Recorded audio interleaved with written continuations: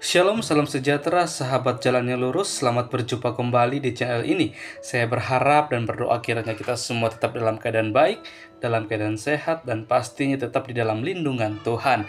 Saudaraku yang terkasih, sangat disayangkan kalau kita melihat Ustadz Suma ini semakin hari semakin menjadi, yang dimana dia kalau berdebat atau berdiskusi mengapa harus membahas iman kekristenan. Dan mirisnya ketika setiap narasi liar dan tuduhan liarnya itu yang dia lontarkan kepada iman Kristen itu sendiri bisa dibantah dan dipatahkan oleh teman-teman para apologet Kristen, malah dia yang kepanasan, malah dia yang emosi, seakan-akan dia yang lebih benar dan lebih baik dalam memahami tentang iman Kristen itu sendiri. Maka dari itu, mari kita simak bagaimana teman-teman para apologet Kristen akan menghajar Ustadz Suma habis-habisan, sehingga membuat Ustadz Suma KO di dalam perdebatan tersebut. Selamat menyaksikan, Tuhan Yesus memberkati. Cuma, Nabi Anda sunat nggak? Silakan, Bang. Nabi Anda di sunat nggak? Jangan dari sana dulu, Bang. Dulu serang, Nabi Anda disunat nggak? Akui dulu bahwasanya orang yang tidak bersunat ini menurut Paulus itu kafir. Sabar, nanti akan saya jawab. Nanti akan saya jawab. Tapi akui dulu bahwasanya orang yang tidak bersunat menurut Paulus adalah orang kafir. Itu dulu, Bang. Diakui dulu baru kita bahas Islam. Konteksnya bukan begitu. Ini jelas loh, ini jelas. Bagaimanakah engkau dapat memaksa saudara-saudara yang tidak bersunat untuk hidup secara Yahudi? Berarti yang tidak hidup secara Yahudi, Paulus sebut kafir, gitu, Bang. Pak Talita mau ngomong, bentar dulu. Ya, sebentar. Jadi konteksnya, saudara-saudara, ya, jelas sinyal saya lagi jelek ini. Konteksnya, pahami dulu konteksnya, baru lari ke teks. Jadi kalau belum paham konteksnya, baca teksnya, jangan buru-buru terus pengen ke lari bahasa asli. Ya, kalau Anda sudah pahami konteksnya, ya ngapain ke lari ke bahasa asli. Nah, kalau menurut saya, ayat ini menyatakan, kalau dibaca dari ayat 13, dan orang-orang Yahudi yang lain pun berlaku munafik dengan dia, sehingga Barnabas sendiri turut terseret oleh kemunafikan mereka. Jadi konteksnya ini dalam satu diskusi kurang lebihnya begitu, ketika Barnabas dan si Rasul Paulus mendatangi Yerusalem, terus si Kefas kalau nggak salah dan teman-temannya itu, ketika mereka sedang duduk makan bersama-sama, ternyata mereka melihat saudara-saudaranya datang, mereka mencoba menjauhkan diri dari orang-orang bukan Yahudi itu. Ya, termasuk Rasul Paulus dan teman-temannya itu. Barnabas itu kalau nggak salah keturunan keturunan ibunya salah satu bukan Yahudi bapaknya. Jadi berlakulah seperti itu. Makanya pada ayat 14 Rasul Paulus mengatakan begini, tetapi waktu kulihat bahwa kelakuan mereka itu tidak sesuai dengan kebenaran Injil, ya. Jadi kelakuan mereka, orang yang mengaku orang Yahudi itu ternyata dari konteks itu tidak sesuai dengan Injil. Aku berkata kepada Kefas, ya, di hadapan mereka semua, engkau orang Yahudi hidup secara kafir, ya. Bang Teta, tunggu. Yang jelas ya, Bang Juma, di sini terjemahannya tidak ada memakai kata kafir. Ya. Di sini jelas dikatakan hidup menurut cara perjanjian ini, Bang, terjemahan baru kata kafir, ya. Terjemahan lama juga kata kafir. Sebentar lagi. Ya, ayatnya jadi potong. Jangan memframing, Anda jangan membenarkan diri Anda dulu. Anda selalu memaksakan ini terjemahan, Bang. Anda. Enggak. Saya murni bertanya terjemahan kita, saudara. Ayatnya dituliskan. Bro, gua foto bikin dulu, kasih lihat dulu ya. Ya, jelas, jadi menurut saya konteksnya jangan dilepaskan dari konteksnya. Kalau Anda sudah paham konteksnya, baru dari situ dikatakan kalau orang Yahudi saja tidak sesuai dengan kebenaran Injil. Kenapa tidak sesuai dengan kebenaran Injil? Karena ketika makan bersama-sama, begitu teman-teman Yahudinya datang, si siapa namanya, Kefas dan teman-temannya terus pergi, seolah-olah biar kita tidak ketahuan ketika mereka berteman dengan Barnabas itu, gitu loh. Jadi kalau kamu orang munafik, ini kan asumsi, Bang. Ini kan asumsi Abang, Bang. Kok asumsi? Menyalahi kitab itu. Coba. Itu menyalahi kitab sendiri loh, Bang. Loh, baca, Bang. Makanya Bang Zuma baca dari ayat 13.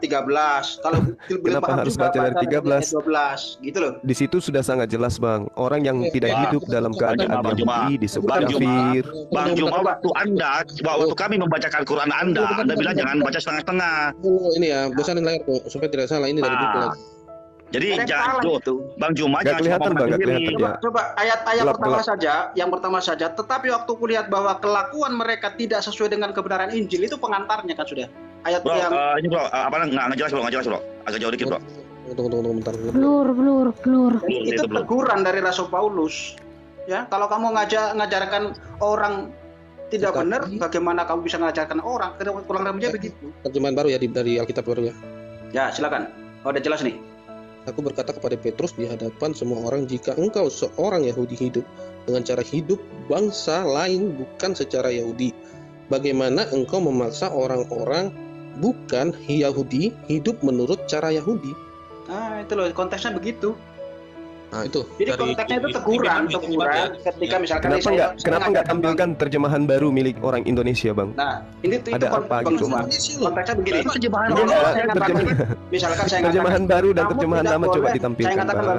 Saya katakan misalkan, kamu tidak boleh punya istri lebih dari 4. Ternyata saya punya istri 9. Itu namanya munafik. Bukannya Zuma jangan loncat dulu. Terjemahan baru dulu, Bang. Terjemahan baru. Terjemahan baru coba milik lembaga kitab Indonesia, yuk kita jujur. Oh, dia minta lembaga kita. Iya, kenapa Anda justru lari kemana-mana? Oke, saya mau nanya sama Bang Juma. Nabi Anda di situ tahu nggak? Coba tunjukin buktinya. Ke situ dulu, Bang. Kenapa lari ke sana, Bang? Jangan menutupi sesuatu. Saya kan datang bertanya baik-baik ini. Coba fokus ke topiknya, jangan melebar kemana-mana. Gitu. Ini nggak melebar, sama kok dengan sunat. Saya nanya ke Nabi Anda sama dengan sunat.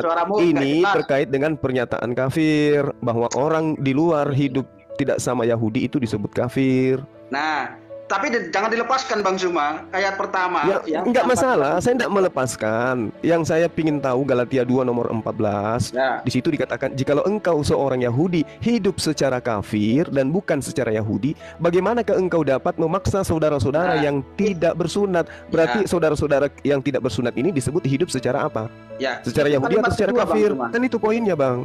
Nah, itu yang Abang bacakan, itu kalimat kedua. Kalimat pertamanya adalah gini. Tetapi waktu kulihat bahwa kelakuan mereka tidak sesuai dengan kebenaran Injil, aku berkata kepada Kefas di hadapan mereka semua, gitu loh. Jadi sebelum terus kalimat yang Abang baca itu ada kalimat pertama.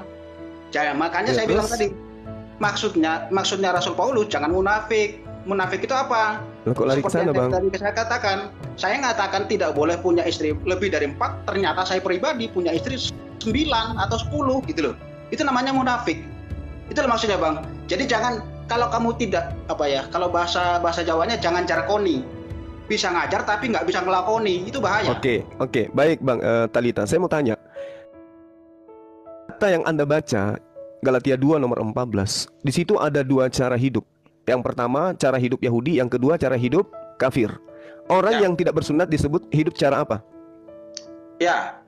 Kalau langsung dipotong ke situ, jadi sudah lepas dulu ya, jangan dilepaskan dari konteksnya. Jadi ada 2 cara hidup pada zaman itu. Sebentar. Ya, hidup secara kafir dan hidup secara Yahudi. Orang yang tidak bersunat hidup secara apa menurut dalil ini, Bang? Jadi ada 2 kehidupan saat itu.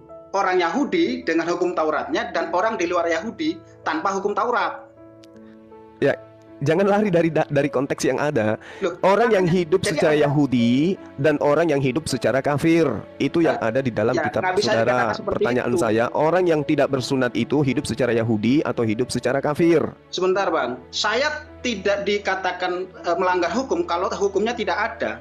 Jadi ada 2 kelompok masyarakat pada zaman itu, orang Yahudi dengan hukum Tauratnya dan di luar Yahudi tanpa hukum Taurat. Ya, silakan. Bang Rita, Cuma kan tanpa hukum Taurat ini hidup secara kafir atau bukan, Bang? Baik, tentang Alkitab dia nggak ngerti. Kalau Anda bertanya mengenai Alkitab, jangan ngeyel. Dengerin dulu. Apa maksudnya yang ngeyel sebenarnya siapa, Bang? Yang ngeyel siapa? Di kitab Anda itu jelas dikatakan. Sampai Anda menyala-nyalakan lembaga kitab Anda sendiri, kan? Sebentar dulu. Satu-satu, jangan ribut. Jadi gini, Bang Zuma yang cerdas ya, luar biasa. Jadi gini, dikatakan, saya tidak dikatakan melanggar hukum ketika hukum tidak berlaku di negara saya. Itu maksudnya. Lalu untuk siapa Yesus meninggal di atas tiang salib? Nah, bentar dulu. Makanya jangan dilepas dari sini loncat ke sana. Anda mengatakan hukum itu tidak berlaku kepada Anda kalau hukum itu bukan untuk Anda. Yesus menebus manusia dari membatalkan hukum apa di atas tiang salib? Nah, Bang Juma, Anda sudah Untuk siapa dibatalkan itu? Bang Juma, Bang Talita. Ya, Abang silakan. sudah lari dari topik pertama. Kedua, waktu saya menanyakan apakah Nabi Anda disunat, Anda belum jawab sama saya sampai sekarang. Sampai Bang, kita tuntaskan ini dulu, akui dulu bahwasanya di luar hidup yang tidak hidup secara Yahudi disebut hidup secara kafir. Itu aja Bang, itu aja yang saya ingin pengakuan dari teman-teman di sini. Berarti Anda ini semua adalah manusia yang hidup secara kafir. Betul atau tidak? Bang Juma jawab dulu, Nabi Anda Tidak betul, salah itu. Itu anggapan Bang Zuma yang salah dan keliru. Apakah sekarang saudara hidup secara Yahudi? Sebentar dulu ya, sebentar saya atur dulu sebentar. Begini loh. Misalnya kalau Pak Dedeh ngomong, Pak Talita diam. Nah, misalnya Pak Miso ngomong, Pak Dedeh diam. Jadi biarkan semua ngomong. Oke. Itu Makanya ribut caranya dulu. Di mana dalilnya Nabi Anda disunat? Kenapa lari ke situ? Sabar Bang, kita masih fokus di sini dulu. Anda takut loh. Anda takut saya lari ke sana. Kenapa Anda takut? Kenapa Rasulullah Muhammad sallallahu alaihi wasallam mengatakan min karramati 'alallahi ay au ulidtu makhtuna wa lam yara ahad sau'ati. Ini saya sudah baca dalilnya. Di antara kemuliaan, diam. Di antara kemuliaan yang diberikan Allah kepadaku adalah aku dilahirkan dalam keadaan sudah sunat. Awlidtu makhtuna walam yara ahadun sau'ati. Dalil. Oke, udah selesai. Sekarang kembali ke tema kita. Di dalam perut. Jangan panik. Kembali ke tema kita. Ya. Kalau Anda tidak hidup secara Yahudi, menurut Paulus Anda hidup secara Enggak, salah. Abang terlalu cepat ngambil kesimpulan. Ini dalil Bang. Izinkan saya membacanya. Jika engkau seorang Yahudi, dari atas. jika engkau tetapi waktu kulihat bahwa kelakuan mereka itu tidak sesuai dengan kebenaran Injil, aku berkata kepada Kefas di hadapan mereka semua, jika engkau seorang Yahudi hidup secara kafir dan bukan secara Yahudi, bagaimanakah engkau dapat memaksa saudara-saudara yang tidak bersunat untuk hidup secara Yahudi?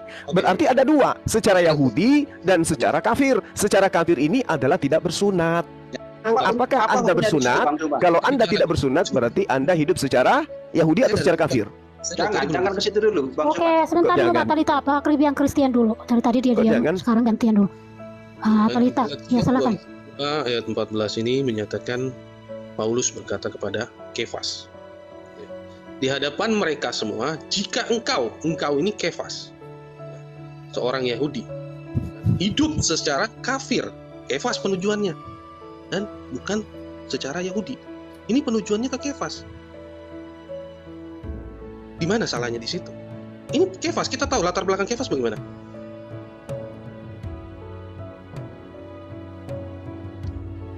Kita tahu latar belakang Kefas gimana, ya kan? Penujuannya ke siapa? Penujuannya Kefas itu hidup dalam Taurat, Bang, tradisi Yahudi. Dia itu kan Simon kan, jadi dia hidup secara tradisi Yahudi. Itu loh. Ya, penujuannya ke siapa? Berarti penujuannya ke siapa? Ya kepada Kefas. Ke seluruh yang dibilang kafir, yang dibilang Zuma pada saat itu yang barusan ini kepada orang Kristen, tidak. Di ayat 15 di situ perikopnya juga tertulis, yang terutama juga untuk Kristen keturunan Yahudi. Keturunan Yahudi. Ini masalah sunat, Bang, bukan masalah Kristen di sini. Ini masalah sunat. Yang kita bahas di sini ada dua cara hidup, secara Yahudi, secara kafir. Secara kafir adalah orang-orang yang tidak bersunat. Iya, itu diakui dulu. Begini, tidak di sini, ya kan, konteksnya, ya kan, di sini pembicaraan di sini antara Kefas dan Paulus, ya kan, anggaplah di sini ya. Di sini memaksa Kefas, kalau bagaimana dia memaksa saudara-saudara yang tidak bersunat untuk hidup secara Yahudi. Sedangkan di sini di ayat 14 awal, tetapi waktu kulihat bahwa kelakuan mereka tidak sesuai dengan kebenaran Injil. Iya, tahu saya. Nah sekarang di sini kan cara hidup itu ada dua menurut Paulus. Yang pertama cara hidup Yahudi bersunat, cara hidup yang kedua tidak bersunat, yaitu secara kafir. Pertanyaan saya, di mana di situ tertulis disunat tidak bersunat itu secara kafir? Di mana tertulis? Ini bagaimanakah engkau dapat memaksa saudara-saudara yang tidak bersunat hidup secara Yahudi? Iya, di sini kan ada dua, Bang.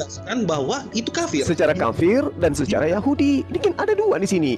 Secara kafir, secara Yahudi. Secara Yahudi bersunat, secara kafir tidak bersunat. Di hadapan mereka semua, jika ini berbicara pada Kefas, di hadapan mereka semua, jika engkau seorang Yahudi, ini penujuannya ke siapa? Ya kan, hidup Kefas. Kefas ya, dan bukan secara Yahudi. Ya kan? Nah, secara kafir ini, secara kafir di sini maksudnya bersunat atau tidak bersunat, Bang? Secara kafir. Makanya saya tanyakan di awal, tunggu bentar. Nah. Coba saya tanya dulu, Bang. Secara kafir di sini secara bersunat atau gimana maksudnya? Nah, itu yang namanya tadi saya katakan, Bang Zuma, ya. Jadi kalau baca Alkitab tidak boleh dilepas satu-satu terus dilepas bersunat dihubungkan dengan kafir, itu nggak boleh. Karena ini data, Bang. Ini data. Gantian dong. Ini data. Jangan Anda mengambil banyak data kalau data ini aja sudah sangat jelas gitu loh. Jadi ya sebentar saya selesaikan dulu ya. Boleh? Silakan. Ya. Kalau dibaca dari ayat 12, tadinya saya katakan mereka lagi makan bersama-sama tuh, ya. Bersama-sama dari ayat 12. Karena sebelum beberapa orang kalangan Yakobus datang, ia makan sehidangan dengan saudara-saudaranya yang tidak bersunat. Tetapi setelah mereka datang, ia mengundurkan diri dan menjauhi mereka karena takut akan saudara-saudaranya yang bersunat. Jadi ketika di sini jelas dikatakan ada perilaku-perilaku yang tadinya mereka mau berteman dengan orang tidak bersunat, tetapi melihat Yakobus ya datang dan saudara-saudara Yahudinya datang, mereka buru-buru pergi, ya menjauh. Karena apa? Biar dianggap mereka tidak kotor bergaul dengan orang di luar Yahudi pada saat itu. Jadi konteksnya begitu. Nah, makanya di ayat 12, di ayat 14 Rasul Paulus mengatakan, tetapi waktu kulihat kelakuan mereka tidak sesuai dengan kebenaran Injil. Bagaimana mungkin, ya kan? Kurang lebihnya begitu katanya. Bagaimana mungkin kamu memaksa orang untuk sunat sementara kamu sendiri tidak melakukan kebenaran Injil gitu loh. Jadi ada dua hukum pada saat itu, bersunat dan tidak bersunat. Ya, jadi tidak boleh dikatakan orang harus bersunat itu kafir. Ternyata dia tidak melakukan kebenaran Injil secara keseluruhan gitu loh. Jadi jangan sampai orang katakan kamu harus bersunat, ternyata ketika ditanya kamu sudah enggak, ya bingung dia. Ya, jangan sampai seperti itu, maksudnya jangan munafik seperti itu. Kalau munafik itu ciri-ciri orang kafir. Gitu loh. Bang coba. Jadi gini, Bang. Baik, di Amsal 3 itu nasihatnya sangat baik, Bang, nasihatnya. Di Amsal 3 itu nasihat yang sangat baik. Dikatakan percayalah kepada Tuhan dengan sepenuh hatimu. Ya, jangan sandarkan kepada pengertianmu sendiri. Ini abang sedang mengajak kita untuk sampai kepada pengertian abang sendiri. Galatia 2 nomor 8 jelas dikatakan pengakuan Paulus sendiri, aku diutus kepada orang-orang yang tidak bersunat. Itu Galatia 2 nomor 8. Gitu ya.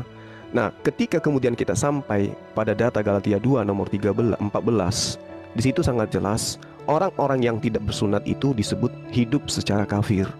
Orang-orang yang bersunat hidup secara Yahudi. Nah, apa yang ingin saya sampaikan? Galatia 2 ayat berapa? Nomor 8, Bang. Nomor 8. Galatia 2 ayat 8. Yoi.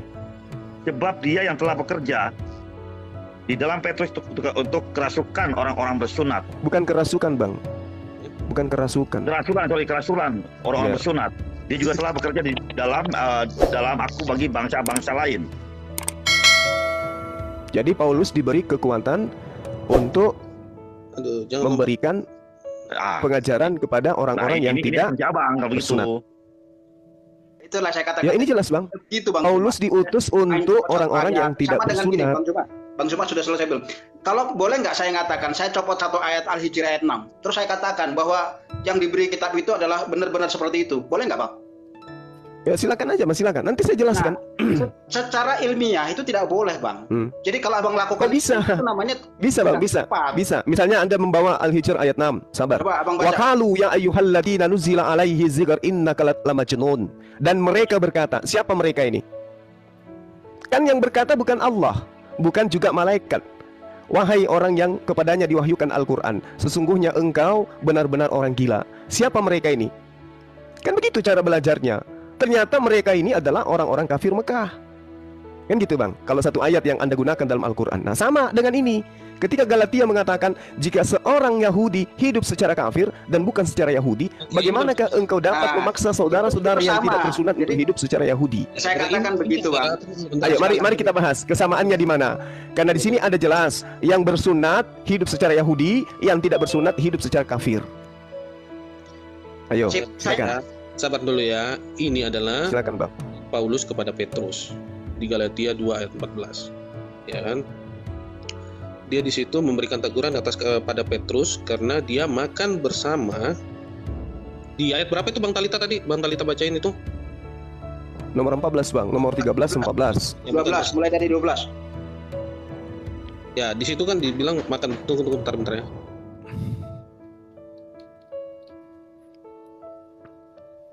Kalau mau lengkap sekali, sebetulnya dimulai dari ayat 11. Saya bacakan deh. Nanti CP yang bahas ya. Saya bacakan per ayat. Ya, dari ayat 11. Galatia 2 ayat 11. Tetapi waktu Kefas datang ke Antioquia, aku berterang menentangnya sebab ia salah. Ya. Ayat 12. Kalau nanti mau dibahas bilang stop ya CP ya. Oke. Karena sebelum beberapa orang dari Yakobus datang, ia makan sehidangan dengan saudara-saudara yang tidak bersunat. Tetapi setelah mereka datang, ia mengundurkan diri dan menjauhi mereka karena takut akan saudara-saudara yang bersunat. Ayat 13, orang-orang Yahudi yang lain pun turut berlaku munafik dengan dia, sehingga Barnabas sendiri turut terseret oleh kemunafikan mereka. Ayat 14 yang dibawakan Mbak Jumwa tadi. Tetapi waktu kulihat bahwa kelakuan mereka tidak sesuai dengan kebenaran Injil, tidak sesuai dengan kebenaran Injil, aku berkata kepada Kefas di hadapan mereka semua, jika engkau seorang Yahudi hidup secara kafir, ya, dan bukan secara Yahudi, bagaimana engkau dapat memaksa saudara-saudaramu yang lain untuk bersunat dan hidup secara Yahudi? Tanda tanya. Silakan Bang Sepi. Oke, di situ berbicara tentang kesalahan Petrus ketika ia datang di antara jemaat-jemaat Kristen yang berasal dari bangsa-bangsa lain. Ya, ia mengikuti ini Petrus mengikuti kebiasaan mereka. Makanya ada teguran di luar pemahaman dari Petrus itu sendiri.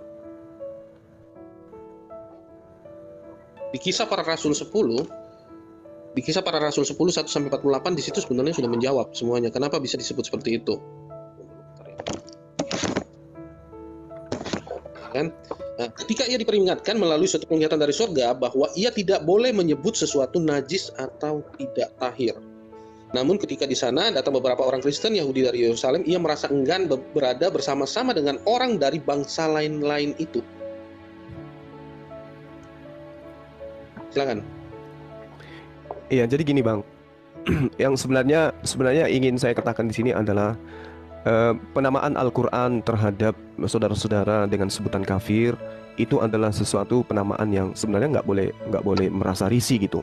Kenapa? Karena di dalam kitab saudara sendiri orang yang tidak bersunat itu disebut sebagai orang yang hidup secara kafir. Itu aja. Saya ingin Anda berdamai dengan kata kafir itu. Bahwa kata kafir itu memang dalam hal apa? Berdamainya dalam hal apa? Berdamainya dalam hal Anda harus menerima kenyataan bahwa Anda memang adalah orang kafir gitu loh Bang. Oke, kita bahas semakin ke dalam ya. Dalam konteks kafir ini terbagi berapa di dalamnya? Dan Bang Suma saya pikir tahu lah ya. Kenapa ada yang disebut kafir, penyebutan kafir ini kan terbagi di dalamnya, yang misalnya tidak percaya kepada Tuhan dan beberapa yang lainnya. Boleh dijabarkan di sini Bang Suma? Kafir itu orang yang ingkar terhadap perintah-perintah Tuhan Bang. Iya. Kafir itu dua golongan. Ada yang hidup berdampingan dengan damai, ada yang menyerang. Itu kafir itu ada dua. Begini. Nah, terkait sedikit seperti ini. Perintah Tuhan yang mana itu? Ya, kita akan lihat di situ. Larinya akan kemana? Silakan. Oke. Kita lihat aja dulu supaya kita ngerti ya. Kisah Para Rasul 20 Sabar. Kisah para Rasul 2. Jangan dulu membawa kita dari pemahaman ini. Tapi saya ingin tahu hukum. Supaya saya mengarahkan Anda tentang kafir gitu, Bang. Supaya tahu bahwasanya apa yang dimaksud kafir, menentang, menutup diri, membantah pengajaran Tuhan, kan gitu. Nah, Kisah para Rasul 21 nomor 28. Hai orang-orang Israel, tolong, inilah orang yang di mana-mana mengajar semua orang untuk menentang bangsa kita dan menentang hukum Taurat di tempat ini.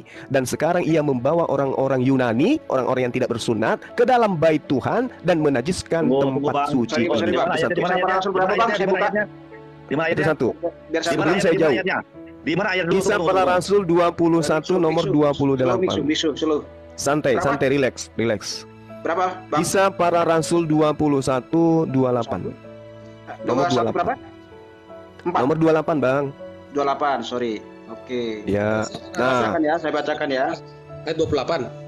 Itu sebenarnya pengantar dari saya untuk membahas tentang pengingkaran orang-orang kafir ini, Bang. Sebenarnya sih. Bacain ya. Silakan dari atas. Kisah para Rasul 20 ayat 8 ya. 21, Bang. 21 nomor 28. Ya. 21 ayat 28. Terus Sambil berteriak. Kita bacakan dari 28 Satu-satu ya, satu-satu. Sambil berteriak, hai para pria orang-orang Israel, tolonglah. Inilah orang yang mengajari semua orang di mana-mana menentang bangsa dan Taurat. Dan tempat ini dan lebih lagi dia juga membawa masuk orang Yunani ke dalam bait suci dan mencemarkan tempat kudus ini. Sebentar, saya kok aneh ya. Kok kata-katanya langsung sambil berteriak, pasti di atasnya ada kalimat itu. Ya karena saya menggunakan terjemahan yang ada di Indonesia. Saudara saya ini menggunakan dari luar, kitab dari Inggris yang dia pakai di Indonesia kan. Jadi inilah bedanya gitu. Itu ada sambil berteriak, pasti di atasnya ada kalimat lagi maksud saya. Ya, tidak betul. mungkin kata-kata langsung sambil berteriak. Paulus, dibaca di atasnya. Paulus itu dikatakan mengajar semua orang untuk menentang Taurat dan membawa orang-orang yang tidak bersunat masuk ke dalam bait sucinya orang Yahudi. Gitu loh, Bang. Saya bilang coba di atas, Bang. Sabar, Bang. Di sini tidak disebutkan orang tidak bersunat ya, Bang ya. Tidak ada ya. Lagian di dalam Yehezkiel 44 nomor 9 Bang dikatakan tidak seorang pun dari orang-orang asing yang tidak bersunat boleh masuk ke dalam bait suci. Anda jangan melintir Alkitab. Jangan melintir ayat. Gimana sih, Abang? Saya nggak memelintir loh, Abang. Makanya coba kasih sebentar dulu, kasih waktu buat CP dulu. Dari tadi itu dia kan ngomong dulu bicara. Ya sama Zuma, ya kan pemahaman dia dulu. Kan tadi dia kan sudah jabarkan nih, dia sudah bicara tentang kafir tadi ya. Kafir ya, yang tidak bersunat intinya saya simpulkan disebut hidup secara kafir. Titik. Silakan Anda bantah. Bentar dulu, tenang ya. Begini, saya kan sudah jabarkan nih. Oh, ini peringatan kepada Petrus, sudah saya jabarkan. Siapakah yang dibilang kafir itu yang dimaksud sama Bang Zuma nih? Udah. Orang yang tidak bersunat, Bang. Sabar, bangsa-bangsa lain, tunggu dulu bentar. Nanti kita akan bahas bangsa yang mana nih. Nanti ada. Tenang. Saya ingin tahu dulu pemahaman dari Zuma. Kafir yang tadi dia bilang mengikuti perintah-perintah Allah, menurut pemahaman dia, perintah-perintah yang Allah yang mana itu? Antaranya bersunat. Iya, perintah-perintah Allah yang mana? Nah, kok nggak mau dijabarin? Di antaranya bersunat. Saya minta dijabarin. Jadi kalau orang yang tidak bersunat berarti dia kafir. Itu udah benar itu, Bang. Iya, di mana? Gini, jadi Anda ini disebut kafir, itu udah benar. Maka saya katakan tolong berdamai dengan penyebutan itu, jangan marah kalau disebut kafir. Saya hanya penasaran kenapa Bang Zuma tuh senang banget dengan yang bersunat. Yang bersunat itu apa sih, Bang? Perintah Tuhan itu, Abangku. Itu perintah Tuhan. Jadi saya katakan tadi, bagaimana mungkin saya dikatakan penjahat ketika hukum itu tidak berlaku bagi saya? Nah, jadi kalau begitu Yesus mati di tiang salib untuk siapa? Nah, bentar bro, bentar. Begini, Anda akan kena di sana. Karena di dalam kitab saudara dikatakan Galatia 2 nomor 15 jelas, Yesus mati di atas tiang salib untuk membatalkan hukum Taurat. Nah, ternyata hukum Taurat itu bukan untuk Anda. Coba buka ayatnya. Efesus 2, Bang, Efesus 2. Nanti larinya kemana-mana, Pak. Tadi tas itu dia makanya. Satu-satu. Iya, pada semua bicara gimana sih? Malah melebar kemana-mana. Ya, saya simpulkan sebelum ditanggapi Mbak Noni, di dalam pemahaman Galatia yang saya maksud tadi 2 nomor 14 ini kesimpulan saya. Orang yang tidak bersunat hidup secara kafir. Silakan Anda bantah. Karena ini Alkitab. Ya. Kesimpulan saya, Bang, bukan kesimpulan Bibel. Saya bicara dari tadi belum. Silakan. Pak Talita, sebentar dulu Pak Talita. Udah dibilangin diam dulu. Sebentar dulu gantian. Iya, jangan dipotong-potong kalau orang masih lagi bicara. Silakan. Dari saya bertanya dari Zuma, ya kan, dia bilang, oh dari kafir itu seperti ini. Aturan-aturan atau hukum-hukum apa saja yang dijabarkan di dalam kekafiran itu, ya kan? Contoh nih, ya kan, dia bilang, ya kan, dari Islam itu seperti ini, dari surat An-Nisa ayat 125, ya kan, memerintahkan Nabi Muhammad SAW agar mengikuti ajaran Nabi Ibrahim, ya kan? Di situ Nabi Ibrahim ini mengikuti aturan apa? Taurat. Kenapa kalian tidak mengikuti semua isi dalam perintah-perintah Taurat itu sendiri? Itu untuk Bani Israel, Bang. Sekarang di surat, tunggu dulu bentar ya. Di surat Yunus 37 menyatakan bahwa Al-Quran membenarkan kitab-kitab sebelumnya, termasuk Taurat, Zabur dengan Injil. Berarti kata membenarkan di situ harus diikuti. Ada beberapa hukum yang dihilangkan di dalam agama Islam. Hanya mengikuti apa yang tertulis. Contoh misalnya Ibrahim, karena ini menggunakan kapak, kalian tidak mengikuti milah Ibrahim. Kalau mengikuti aturan-aturan, karena berbicara tentang di situ beberapa ayat pun menguatkan bahwa harus mengikuti kitab-kitab sebelumnya. Apalagi membenarkan. Kata membenarkan harus kalian ikuti. Ada lagi? Kalau berbicara tentang untuk Bani Israel, kenapa kalian mengikuti sunat? Kenapa? Arab harus mengikuti sunat. Silakan. Saya boleh jawab? Oke, silakan. Oke, baik. Jadi yang diterangkan di dalam Al-Quranul Karim, surah Yunus ayat 37.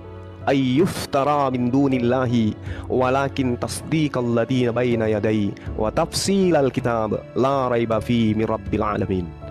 Jadi Al-Quran itu datang membenarkan kitab-kitab yang sebelumnya dan menjelaskan hukum-hukum yang telah ditetapkannya dan tidak ada keraguan di dalamnya dari Tuhan seluruh alam. Yang dimaksud di sini kitab-kitab adalah kitabnya Nabi Musa, kitabnya Nabi Daud, kitabnya Nabi Isa.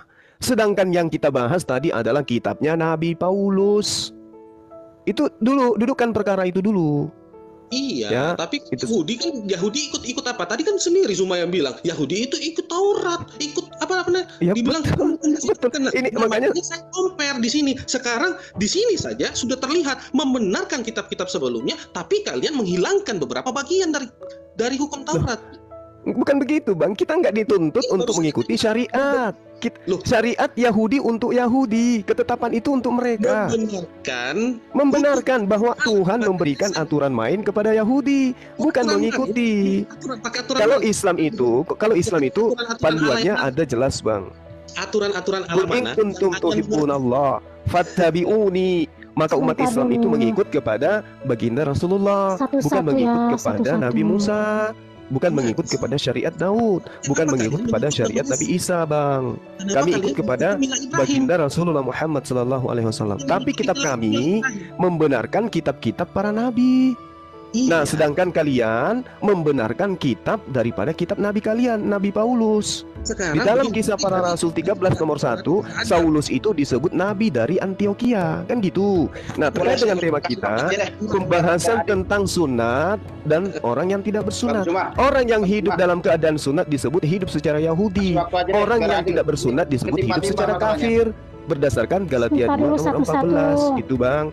Jadi yang harus dipatahkan di sini adalah Al-Qur'annya yang mengatakan kalian adalah orang kafir. Ternyata Paulus pun mengatakan kalian kafir. Jadi berdamailah dengan slogan kafir itu untuk teman-teman saya. Gitu loh, Bang. Sederhana kok materi ini. Akui aja bahwa betul kami tidak bersunat, kami hidup secara kafir. Udah selesai, aman. Gitu loh, Bang. Silakan. Ya, oke, saya tanggapi ya. Tadi kan saya tanya hukum-hukum mana yang kalian ikuti, itu dulu. Tapi Zuma cuma menjawab ya sesuai dengan syariat mana, ya kan? Tapi kalian mengikuti milah Ibrahim. Jujur dari sana saja sudah berbeda pemahamannya. Milah Ibrahim itu berkurban hewan, bersunat, nyembah kepada Allah. Kami lakukan. Iya. Terus apa lagi, Bang? Berdasar selain itu berdasar apa? Berdasarkan Taurat nggak? Berdasarkan Taurat nggak? Taurat. Dengarkan, Abraham itu bukan penganut Taurat, Bang. Ya udah. Abraham itu bukan penganut Taurat. Ya udah. Taurat itu datang belakangan menjelaskan hukum Abraham. Abraham bukan Yahudi, bukan Nasara, apalagi Kristen. Apalagi Arab, bukan kan? Oh, dia punya millah. Tsumma auhayna ilaika an ittabi'a millata Ibrahim hanifan wa ma kana minal musyrikin. Dia bukan musyrik, dia bukan penyembah Yesus, Bang. Iya, tapi kan di Arab juga bukan. Dia tidak mengenal namanya Arab. Anda harus paham bahwa syariat kami berbeda. Di luar pemahaman dari Arab Saudi, ya kan, Muhammad, ya kan, Nabi Muhammad, ya kan, itu sudah lari loh pemahaman.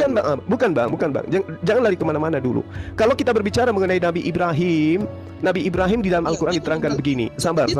Bismillahirrahmanirrahim. Wa may yargabu am millati Ibrahim illa man safiha nafsa wa laqad istafainahu fid dunya wa innahu fil akhirati laminas solihin.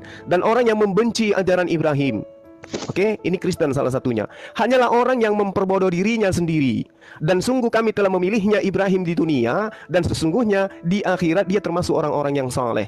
Yang membenci ajaran Ibrahim itu siapa? Yang tidak bersunat. Kan Anda. Kan itu. Kedua, di dalam Al-Quran juga diterangkan, wa izi betala Ibrahim rabbuhu bikalimatin fa'atammahunna qala inni ja'iluka linnasi imama qala wa min zurriyyati qala la yanalu ahdiz zalimin. Dan ingat ketika Ibrahim diuji Tuhannya dengan beberapa perintah, ketetapan, lalu dia melaksanakan dengan sempurna. Sesungguhnya aku menjadikan engkau sebagai pemimpin bagi seluruh manusia. Ibrahim, ya. Nah sekarang ketika dikatakan oleh Paulus ada dua golongan manusia hidup secara Bang Suma. Mila Ibrahim. Silakan. Begini rupanya. Ya, silakan. Mereka berkata, hendaklah kamu menjadi penganut agama Yahudi atau Nasrani, niscaya kamu mendapat petunjuk, ya kan? Nah, agama Ibrahim. Itu apa itu, Bang? Apa itu, Bang? Surat Al-Baqarah ayat 135-138. Silakan baca. Al-Baqarah 135 sampai 138. Supaya saya tidak ngadi-ngadi ya. Ya. Surah Al-Baqarah ya. Iya. Bismillahirrahmanirrahim. Ya. Wa qalu kunu hudan aw nasara tahtadu. Ya. Dan mereka berkata, mereka loh yang berkata ya, bukan Allah yang berkata ya. Oke? Waqalu kunu hudan aw nasara tahtadu. Jadilah penganut Yahudi dan Nasara, mencari kamu mendapatkan petunjuk. Lalu apa yang dikatakan situ? Wa ma kana minal musyrikin qul bal millata Ibrahim hanifa. Tidak. Tetapi kami mengikuti Abraham, ajaran yang lurus. Ini perintahnya tuh. Bukankah? Ya memang bukan. Jadi Ibrahim itu adalah penganut ajaran lurus. Dia tidak termasuk golongan yang mempersekutukan Tuhan. Apakah kemudian Anda ingin mengatakan Abraham itu menyembah Yesus? Kan tidak. Iya, di sini bukanlah Ibrahim dari golongan orang yang musyrik. Bukan, memang bukan. Abraham Abraham bukan Yahudi, Abraham bukan Nasrani, apalagi Kristen. Makanya dikatakan wa makana, dan tiadalah dia minal musyrikin, dari golongan yang mempersekutukan Tuhan. Betul. Di situ tidak ada apa Ibrahim mengatakan saya tidak musyrik. Nggak ada di sini. Ini pernyataan sebuah. Gimana Anda membaca dalil? Qul, katakanlah kepada mereka, bal, tetapi millata Ibrahim hanifa.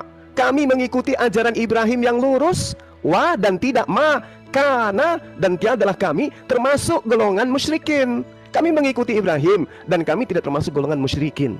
Bukanlah Ibrahim dari golongan yang musyrik, bukan mereka, nggak ada kata mereka di situ. Dengarkan abangku, agama Ibrahim yang lurus, wa makana, dan itu merujuk kepada Ibrahim sendiri, dan dia Ibrahim tidak termasuk golongan orang yang mempersekutukan Tuhan. Sekarang coba tunjukkan kepada saya, selain yang disembah yang datang dari langit itu, siapa lagi yang disembah oleh Abraham? Ada nggak? Pernah nggak dia menyembah anak Tuhan? Nah ini ya, katakanlah, bukan, ini kan mereka berkata, ya kan mereka, kan tadi Bang Suma sendiri yang bilang mereka, ya saya ikuti mereka.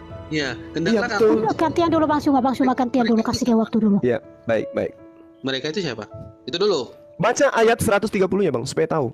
Oh, harus satu perikop ya? Oh, tunggu bentar. Enggak, supaya tahu. Tadi kita baca satu perikop nggak boleh. Apa syarat boleh baca satu perikop? Kan dia bertanya siapa mereka? Siapa mereka itu? Wa may yargabu an millati Ibrahim. Siapa mereka itu? Mereka yang membenci ajaran Abraham. Siapa yang membenci ajaran Abraham? Ya kalian. Begitupun juga tadi saya kan menjelaskan dari situ. Coba yang Anda jelaskan yang mana? Kembali ke Galatia 2 nomor 14. Yang mana itu? Coba. Tunggu, sabar. Bangsa-bangsa tadi, Abang tidak terima. Anda menyatakan bahwa kamilah orang kafir, ya kan, yang tidak mengikuti. Yang tidak bersunat itu hidup secara kafir, Bang. Itu yang diterangkan Galatia 2 nomor 14. Surat membenci. Ini ya. Mereka di situ adalah pembenci ajaran Abraham, yang membenci sunat. Itu siapa? Anda semua. Kan gitu abangku. Dan orang berarti begini ya. Dan orang yang membenci agama Ibrahim. Oh, pada saat itu sudah ada Ibrahim yang punya agama ya. Ajaran, agama itu ajaran, Bang. Iya, berarti kan. Sebentar dulu Bang, cuma gantian dulu sebentar dulu. Kasih dia waktu dulu. Dari mana itu, Bang? Apanya?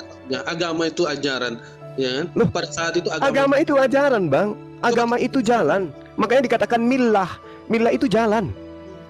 Hebat. Wa may yar'afu millah Ibrahim. Jalan, tata cara, aturan. Agama. Gitu loh.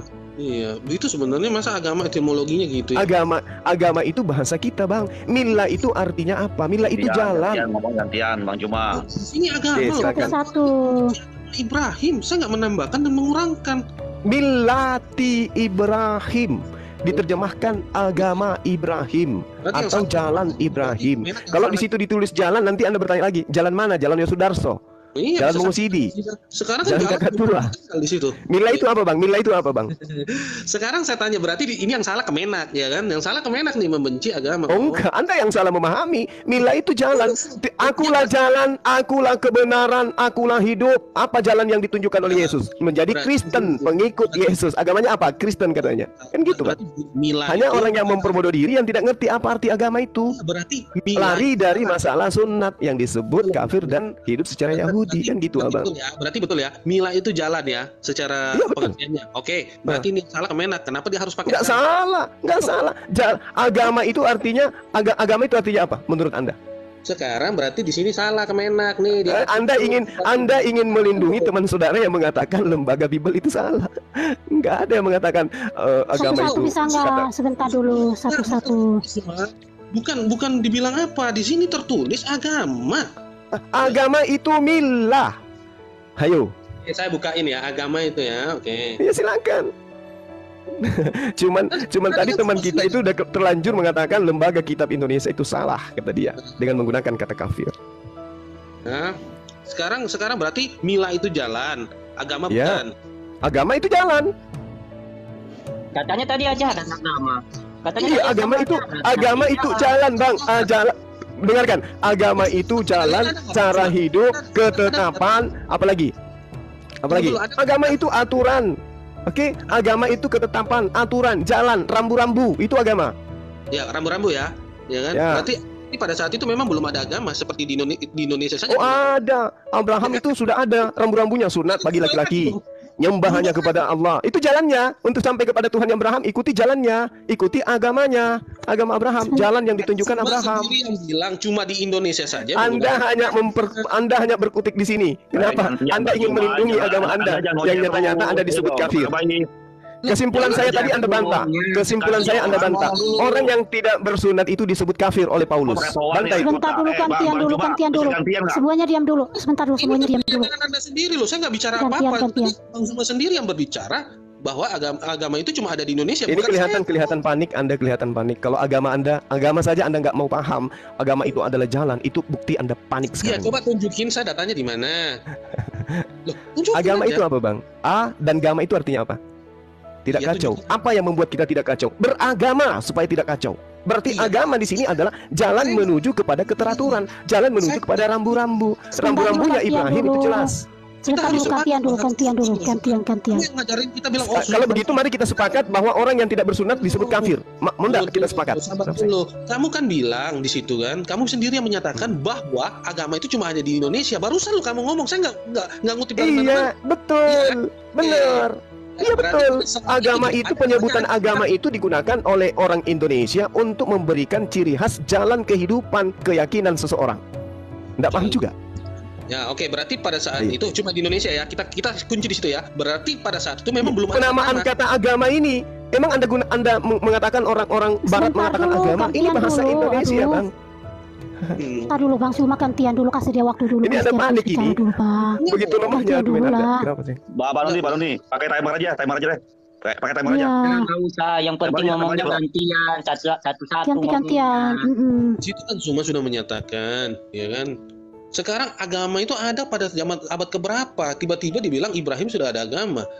Ya kan? Itu hanya di Indonesia. Kita berbicara tentang faith, tentang keiman. ya kan, kepercayaan. Bang Zuma sudah menyatakan di Indonesia saja yang ada. Kalau jalan keyakinan di Indonesia saja yang ada atau ada juga di luar Indonesia, Bang? Keyakinan semua ada.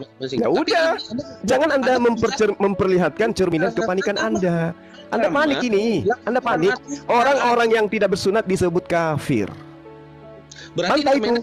Jangan ribut di sini, Bang. Ini remah-remah. Jangan ribut di sini. Ributnya di penamaan Galatia 2 nomor 14. Orang yang tidak bersunat disebut kafir. Anda sendiri yang bantah di sini, ya kan? Udah, nggak apa-apa, nggak masalah. Kalau itu Anda mencerminkan kepanikan Anda gitu. Panik sih, gimana sih?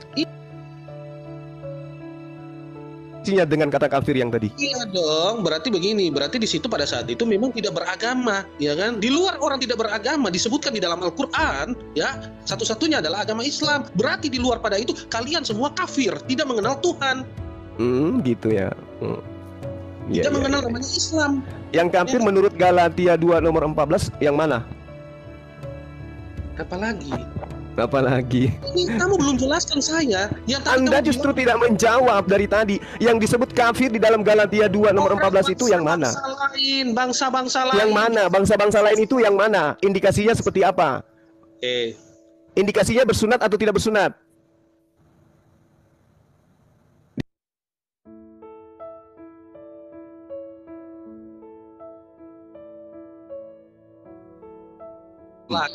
Diam kan? Nah, diam kan?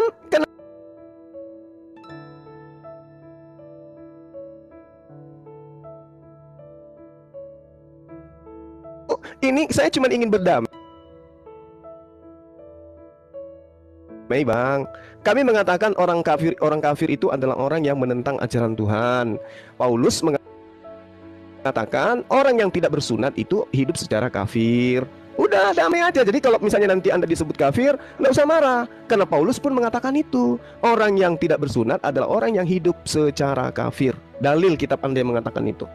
Maafkan saya kalau nanti saya mengatakan dan bukan secara Yahudi. Bagaimana engkau dapat memaksa saudara-saudara yang tidak bersunat untuk hidup secara Yahudi? Berarti saudara-saudara yang tidak bersunat hidup secara kafir. Bentar Pak, pasal sebelumnya kalau Anda baca itu karena waktu sidang jemaat di situ mereka memaksakan bahwa orang yang menerima Kristus di luar Yahudi, bangsa lain itu harus mengikuti tata cara Yahudi, salah satunya sunat. Nah, di situ Paulus menegaskan bahwa tidak seperti itu. Mereka bisa hidup melalui dayanya atau melalui adat istiadat mereka tersendiri, tidak harus terpatok kepada Yahudi. Di situ Paulus menegaskan bukan mengatakan bahwa bangsa di luar Yahudi yang tidak bersunat itu disebut kafir. Itu Paulus menegaskan bahwa orang Yahudi saja kalau dia hidup secara kafir, artinya dia menyembah berhala atau tidak hidup melalui Injil, itu dia boleh tetap. Masakan dia mau memaksakan orang di luar Yahudi harus mengikuti adat istiadatnya, sedangkan dia sendiri tidak melakukan adat istiadatnya dengan baik. Jadi Bapak nggak usah framing di situ, Pak. Saya hanya luruskan. Ini bukan framing. Hidup secara kafir dan hidup secara Yahudi. Hidup secara kafir itu adalah mereka yang tidak bersunat. Itu dalilnya sudah ada, jelas kok di sana. Hidup secara Yahudi taat kepada sunat. Oke? Lagian juga di kitabnya orang Yahudi, Bang, dijelaskan begini. Sabar. Yehezkiel 44 nomor 9, sebab beginilah firman Tuhan, tidak seorang pun dari orang-orang asing yang tidak sunat hatinya dan kulupnya boleh masuk ke dalam tempat kudusku. Ya, setiap orang asing yang di tengah-tengah orang Israel boleh masuk ke tempat kudusnya orang Yahudi kalau tidak bersunat. Kenapa? Mereka disebut najis. Makanya tadi saya tunjukkan Kisah Para Rasul 21 nomor 8. Kalian disebut orang-orang najis yang tidak boleh masuk ke bait suci milik orang Yahudi kalau tidak bersunat. Gitu loh, Bang. Oke. Jadi berdamai aja bahwa memang kalian itu orang yang tidak bersunat yang disebut kafir. Udah. Oke, gantian dulu. Termasuk Muhammad juga tidak disunat. Tadi sudah saya tunjukkan dalilnya. Pengakuan beliau. Siapa saksinya? Pengakuan beliau. Nah, siapa saksinya Yesus bersunat? Musa bersunat. Abraham bersunat. Ismail, Ishak bersunat. Siapa saksinya? Mana saksinya Anda? Saksinya siapa? Siapa yang melihat Yesus bersunat? Sebutkan namanya. Siapa namanya? Siapa namanya Yesus dilihat sunat? Siapa namanya? Ibunya, bapaknya. Ya sama kalau saya mengatakan juga begitu. Mana buktinya? Yang bahkan Muhammad mana saksinya? Ayo. Ngomong kayak gini. Saksinya kan jelas tuh. Di mana? Kan dia jelas dikatakan bahwa salah satu kemuliaanku aku lahir dalam keadaan bersunat. Iya kan yang jelas tuh. Muhammad saksinya ada nggak? Nah sekarang mana pengakuan Yesus kalau dia bersunat? Ada nggak? Ada nggak? Ada nggak pengakuan Yesus kalau dia bersunat? Ada nggak? Ada nggak dalilnya Yesus mengaku dia bersunat? Ada nggak? Maju. Orang yang mengakui diri itu tanpa saksi. Nggak, pengakuan Yesusnya ada nggak? Sebentar dulu, diam semuanya diam dulu, diam semuanya dulu. Satu-satu bicaranya ganti-gantian. Jadi biar kita edukasi penonton. Kalau semuanya bicara gini kita mau dengarnya mana coba? Satu-satu ganti-gantian. Tolong aja. Jadi begini, bentar saya minta izin waktu dulu sebentar sama Bang Suma. Begini, karena begini perjanjian jika kita baca kitab Kejadian, jelas perjanjian sunat itu Tuhan katakan hanya kepada keturunan Abraham. Nggak ada itu Bang. Anda salah Bang. Baca Kejadian 17 satu perikop. Apakah hanya untuk Abraham atau semua orang asing? Dengar dulu. Orang asing kecuali yang dibeli oleh Abraham. Ya itu budak. Enggak, semua orang asing yang hidup di tengah-tengahmu. Gitu loh Bang. Bentar dulu. Begitu juga ketika orang asing mau menikah dengan wanita Yahudi, wajib hukumnya disunat. Nanti abang tanggapi ya. Dan saya kan belum selesai bicara sudah abang potong. Jadi jelas bahwa orang yang disunat menurut kitab Kejadian Taurat pertama adalah harus keturunan Abraham. Nah, di luar keturunan Abraham yaitu yang tinggal di mana dalilnya tuh Bang? Sertakan dalil dong. Bang Suma biar nanti ditanggapin Bang Suma biar dulu. Percuma Bu kalau nggak ada dalil. Kan Amsal 3 nomor 5 nggak boleh dengan pemahaman pribadi. Nanti dibantah, biarin dia nom dulu, nanti Bang Suma yang bantah. Oke, saya baca ya sudah jam 17. Bentar Bang Suma, enggak usah, saya udah kata Alkitab jadi. Bentar Bang. Nah, Kejadian 17. Iya, bagus lah kalau kita. Iya, bagus betul. Ya saya baca ya biar kita tahu dulu apa itu perjanjian sunat. Nah, dan kenapa perjanjian sunat harus dikelamin. Itu ada korelasinya semua. Dan itu memang saya yakin Bang Suma udah tahu. Nah, ini Kejadian 17 saya baca ya dari pasal pertama. Ketika Abram berumur 99 tahun, maka Tuhan menampakkan diri kepada Abram, ini belum ganti nama, dan berfirman kepadanya, "Akulah Allah yang Maha Kuasa. Hiduplah di hadapanku dengan tidak bercela. Aku akan mengadakan perjanjian," ingat ya, "antara aku dan engkau, dan aku akan membuat engkau sangat banyak." Nah, itu dah. Kita lanjut sampai ke perjanjian sunat. Ayat ke-9. Lagi firman Allah dari ayat ke-8. Ayat ke-9 aja. Lagi firman Allah kepada Abraham, "Dari pihakmu engkau harus memegang perjanjianku. Engkau dan keturunanmu turun-temurun." Kita garis bawah ini dulu ya. Keturunanmu turun-temurun. Inilah perjanjianku yang harus kamu pegang. Perjanjian antara aku dan kamu serta keturunanmu. Yaitu setiap laki-laki di antara kamu harus disunat. Haruslah dikerat kulit katanmu, dan itulah akan menjadi tanda perjanjian antara aku dan kamu. Anak yang berumur 8 hari, ingat ya sunat itu harus umur 8 hari. Kayak Yahudi, kalau Islam saya tahu berapa hari dia sunat. Anak yang berumur 8 hari, setiap laki-laki di antara kamu turun-temurun, baik yang lahir di rumahmu maupun yang dibeli dengan uang. Ingat ya, dibeli dengan uang dari salah seorang asing, tetapi tidak termasuk keturunanmu. Jadi di sini sangat jelas bahwa sunat itu pertama harus berumur 8 hari, yang kedua adalah untuk keturunan Abraham, yang ketiga ayat ini sangat jelas, atau bukan dari keturunanmu yang dibeli dengan uang, yaitu budak. Jadi kalau Anda mengatakan bahwa Mila Ibrahim, Anda mengikuti Mila Ibrahim, berarti Anda adalah budak seperti dikatakan Kejadian 17 ayat ke-9 dari ayat ke-9. Nah, itu dalil yang saya bawakan. Nah, yang kita kembali ke Galatia 2 ayat 14. Kita baca dulu pasal sebelumnya. Di situ kan ada kemunafikan orang Yahudi, karena banyak orang-orang di luar Yahudi yang menerima Kristus. Makanya kalau Anda baca lagi di Galatia pasal selanjutnya, Paulus jelas berkatakan bahwa aku telah mati oleh Taurat, tetapi aku akan hidup oleh Kristus. Dan dia bertanya, apakah orang yang berdosa mengimani Kristus? Itu dikatakan bahwa Kristus adalah pelayan dosa. Dia mengutip perkataan Yesus bahwa aku datang untuk orang-orang berdosa. Nah, jadi di situ Paulus menegaskan bahwa orang yang di luar Yahudi yang tidak bersunat atau siapapun, tetapi dia betul-betul mau mengikuti Yesus, itu sah saja, tidak ada larangan. Karena tidak ada larangan bagi siapapun untuk mengikuti Yesus. Seperti Yesus katakan sebelum dia naik ke surga, "Pergikanlah, jadikanlah semua bangsa muridku." Itu sudah sangat jelas Pak. Jadi nggak usah main kata di situ. Dan dalilnya sudah jelas kalau Anda mengatakan Anda sunat, itu adalah budak. Taurat saya bawa Kejadian 17, silakan Bang Suma. Oke, tanggapin Bang Luma, silakan. Baik. Jadi kami itu tidak bersunat, kami itu bersunat bukan menuruti apa yang ada di dalam Kejadian 17. Yang Buddha itu kalian yang sudah terlanjur bersunat. Kalau kami perintahnya summa auhayna ilaika anittabi'a millata Ibrahim hanifan. Kami pengikut Ibrahim. Perintahnya kemudian jelas, mengikuti apa yang dilakukan oleh Ibrahim. Berbeda dengan Kejadian 17 itu budak, betul. Sedangkan yang perlu Anda tahu, ya, Bani Ismail itu tidak pernah diperbudak oleh Bani Ishak. Yang ada, Bani Ishak itu pernah jadi budak Mesir. Sementara Mesir itu adalah tempat kerajaan ayahnya Hagar. Hagar itu anak seorang raja Fir'aun yang pernah memperbudak keturunan Yakub yang dibebaskan oleh Nabi Musa alaihissalam. Siapa yang pernah menjadi budak? Keturunan Ismail apa keturunan Ishak? Jawab itu supaya Anda paham. Jangan Anda bawa budak di sini. Oke?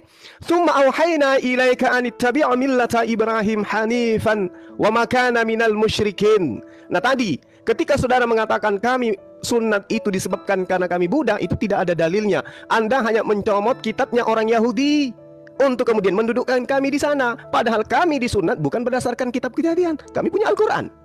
Itu satu. Kedua, Galatia 2 nomor 14 di situ jelas sekali dikatakan secara Yahudi dan secara kafir. Secara kafir diantaranya tidak bersunat. Anda tidak bersunat, berarti Anda hidup secara kafir. Kalau Anda mengatakan Anda secara Yahudi, itu salah. Karena Galatia 2 nomor 15, kalian hidup di bawah ajaran Paulus yang mengatakan Yesus mati di atas tiang salib untuk membatalkan semua hukum Taurat dan segala ketetapan yang ada di dalamnya. Baca kitab saudara. Sementara Yesus mengatakan sebelum langit dan bumi lenyap, tidak setitik pun dari hukum Taurat itu batal. Ini berlaku untuk pengikut Yesus. Ternyata menurut Paulus, dia itu diutus untuk non-Yahudi memang. Sementara Petrus diutus untuk Yahudi. Paulus diutus untuk non-Yahudi. Berarti kalian ini salah ketika dikatakan pengikut Yesus. Yang benar kalian itu adalah pengikut Paulus. Baca Galatia 2 nomor 8. Aku diutus kepada orang-orang yang tidak bersunat. Yesus mengaku, aku diutus untuk Bani Israel. Yesus diutus untuk orang bersunat, Paulus diutus untuk orang yang tidak bersunat. Kalian bersunat atau tidak? Tidak, berarti kalian pengikut Paulus. Saya kira begitu teman-teman. Saya tidak lama di sini. Saya hanya ingin tahu bahwasanya penamaan kata kafir kepada teman-teman Kristen dari Al-Quran itu sudah valid. Karena memang orang-orang yang tidak bersunat adalah orang yang hidup secara kafir menurut Galatia 2 nomor 14. Sekian dari saya. Nanti kalau misalnya saudara-saudara ingin berdebat lagi, insya Allah malam saya akan bergabung kembali di sini kalau saya dibutuhkan. Satu menit ya Bang. Oke, silakan. Maksudnya begini Bang. Oke, kan tadi saya ada memberikan 3 opsi perjanjian sunat. Pertama keturunan Abraham, kedua harus 8 hari, dan ketiga adalah budak. Nah, Anda menolak opsi ketiga, budak itu kan. Tetapi Anda tidak bisa memungkiri opsi kedua, bahwa sunat harus dilakukan berumur 8 hari. Nah, jika Anda mengatakan Anda mengikuti milah Ibrahim yang Anda samakan adalah Abraham kami, pertanyaan saya hanya satu. Di mana dalam Al-Quran dikatakan bahwa sunat harus berumur 8 hari? Karena Tuhan yang sama, jika Tuhan yang sama yang disembah Abraham adalah Tuhan yang disembah Muhammad, dan Ibrahim adalah orang yang sama yaitu Abraham, kenapa perjanjiannya hanya sama-samain tapi tidak terperinci sama 8 hari yang pertama? Nah, dan kalau Anda mengatakan bahwa Kejadian 17 tadi perjanjian sunat itu adalah milah yang Anda ikuti, ingat Tuhan bertemu langsung dengan Abraham. Di situ Tuhan bertemu langsung. Sedangkan dalam Al-Quran Anda, Tuhan tidak pernah menunjukkan sedikit pun dirinya kepada manusia sekalipun itu adalah Abraham. Nah, jadi kalau Anda mengutip milah Ibrahim ini Ibrahim yang mana? Karena kalau Abraham yaitu leluhurnya bangsa Yahudi, bapaknya Ishak, jelas bahwa sunat harus berumur 8 hari. Pak, itu aja dari saya. Jadi memang kalau mau sama-samakan sih bisa, tapi kita harus tahu bahwa yang Anda maksud ini Ibrahim yang bapaknya bangsa Israel atau Ibrahim yang dari tanah mana gitu, biar lebih jelas. Ya, itu aja. Kalau Bang Suma mau kabut juga, mau ada urusan nggak apa-apa. Jadi sekali lagi Bang, ini closing dari saya terkait dengan pernyataan saudara. Ingat, kami diminta untuk mengikuti milah Abraham, bukan diminta untuk mengikuti milah Yahudi. Milah Yahudi 8 hari, Abraham justru 80 tahun baru sunat, Ismail 14 tahun sunat. Jadi ingat, milah Ibrahim bukan milah Yahudi. Itu yang perlu saudara pahami. Nah, sekarang Anda milah siapa ini? Milah Paulus kan? Nah, milah Paulus, orang-orang yang tidak bersunat itu disebut kafir. Demikian teman-teman, saya pamit dulu. Waktu masih panjang, kita masih bisa berdialog tentang materi apapun. Yang pasti bahwasanya kehadiran saya di sini hanya untuk mengatakan bahwasanya Al-Quran mengatakan orang-orang di luar Islam itu kafir, dan itu dibenarkan di dalam Galatia 2 nomor 14. Pasti ada sanggahan, dan tolong disanggat seterusnya supaya dialog kita ini bisa bertambah sehat, bisa saling mengenal satu sama lain. Saya pamit. Salam NKRI, bersatulah anak Indonesia merdeka. Oke, baik saudaraku, kita bersama-sama telah melihat serta menyaksikan bagaimana keberlangsungan suatu diskusi atau debat yang sangat menarik, dan kita bisa juga melihat di mana teman-teman para apologet Kristen ini mereka sangat luar biasa dipakai Tuhan sehingga mereka bisa mempertanggungjawabkan iman kepercayaan mereka dan juga bisa mematahkan setiap narasi dan tuduhan liar dari Ustadz Suma yang berkaitan dengan iman Kristen itu sendiri. Ini kita melihat lagi-lagi Ustadz Suma kepanasan dan dia emosi di dalam diskusi ketika berdiskusi seperti itu. Dia emosi dan juga kepanasan karena narasi dan tuduhan liarnya itu bisa dipatahkan dan disanggah oleh teman-teman para apologet Kristen.